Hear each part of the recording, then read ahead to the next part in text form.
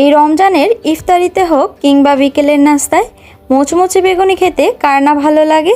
কিভাবে দোকানের মতো করে ফুলকো ফুলকো বেগুনি বানানো যায় সেই রেসিপিটি আজকে আমি আপনাদের মধ্যে শেয়ার করব।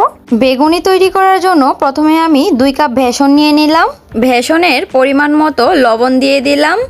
এরপর দিচ্ছি হাফ চা চামচ বেকিং সোডা, হাফ চা চামচ মরিচের গুঁড়ো, হাফ চা চামচ হলুদের গুঁড়ো, হাফ চা চামচ আদা রসুনের পেস্ট। এরপর সবগুলো উপকরণ ভালোভাবে মিশিয়ে নিচ্ছি।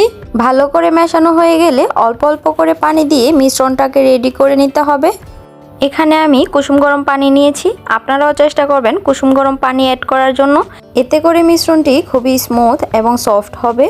আমি অল্প অল্প করে পানি দিয়ে মিশ্রণটি তৈরি করে নিচ্ছি। খুব বেশি পাতলা করা যাবে না, আবার খুব বেশি ঘনও করা যাবে না। সবশেষে দিয়ে দিচ্ছি orange food colour, perfect colour আসার জন্য। এটা অপশনাল, হাতের কাছে না থাকলে চাইলে আপনারা স্কিপ করতে পারেন।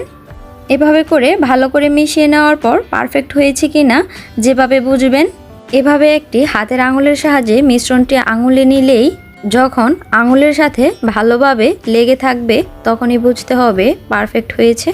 আর এদিকে বেগুনি তৈরি করার জন্য 2টি বেগুনকে পাতলা পাতলা এমন স্লাইস করে কেটে নিয়েছি। বেগুন খুব বেশি পাতলা করেও কাটা যাবে না। এরপর কেটে রাখা বেগুনগুলোতে সামান্য পরিমাণ লবণ দিয়ে এবং পানি দিয়ে কিছুক্ষণের জন্য ভিজিয়ে রাখতে হবে। 10 থেকে 15 মিনিট ভিজিয়ে রাখলেই হবে। এতে করে বেগুনে থাকা কালচে পানিটা বেরিয়ে আসবে এবং বেগুনগুলো খুবই সফট হবে। 10 থেকে 15 মিনিট পর বেগুনগুলোকে ছেঁকে পানি ঝরিয়ে নিতে হবে।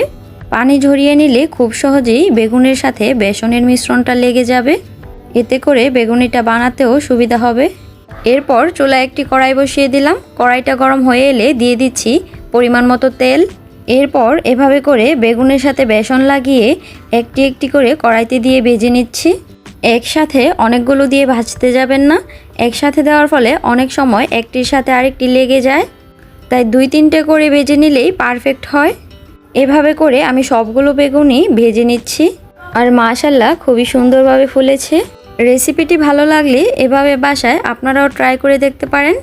ভিডিওটি কেমন লেগেছে অবশ্যই কমেন্ট করে জানাবেন এবং সাবস্ক্রাইব করে পাশে থাকবেন যেন পরবর্তীতে ভিডিও ছাড়া মাত্রই আপনার কাছে পৌঁছে যায়।